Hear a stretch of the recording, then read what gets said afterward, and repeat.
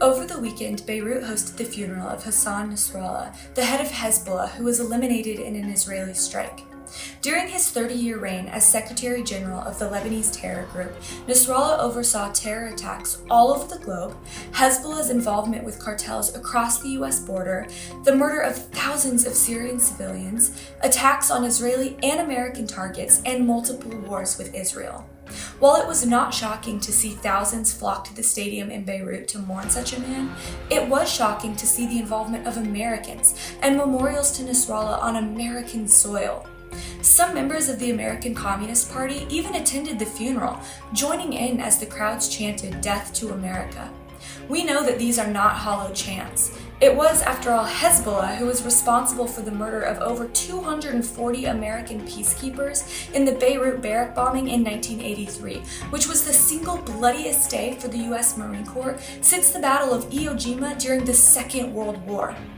As if this was not disgusting enough, seeing Americans with American passports proudly celebrating a man with so much blood on his hands, we saw even worse things transpire in New York.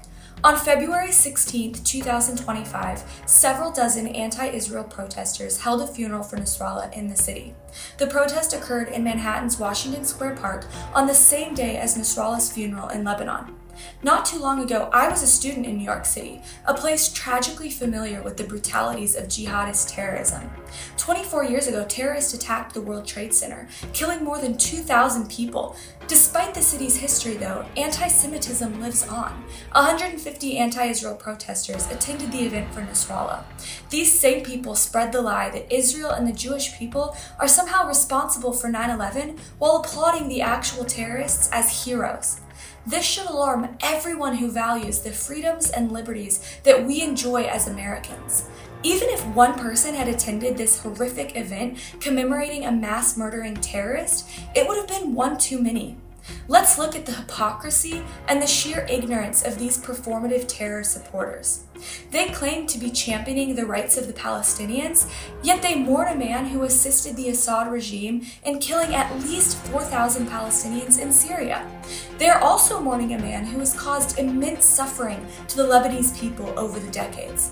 The fact that we have people supporting terror so openly is sickening. That they champion a movement that chants "Death to America" is terrifying. They are here and they are living amongst us, proud to be associated with this evil. This is why we must be aware and reveal this darkness, so that those who support the terror and murder of innocents on our streets are held accountable. Thanks for checking out this episode. Be sure to like and subscribe so you get a notification every time a new episode hits. And if you want to check out some of our previous episodes, and we've got some really good ones, click on one of the thumbnails and that will take you right there. And finally, if you want to know more about CUFI and the work we do, go to cufi.org to check out all the resources we have available free to you.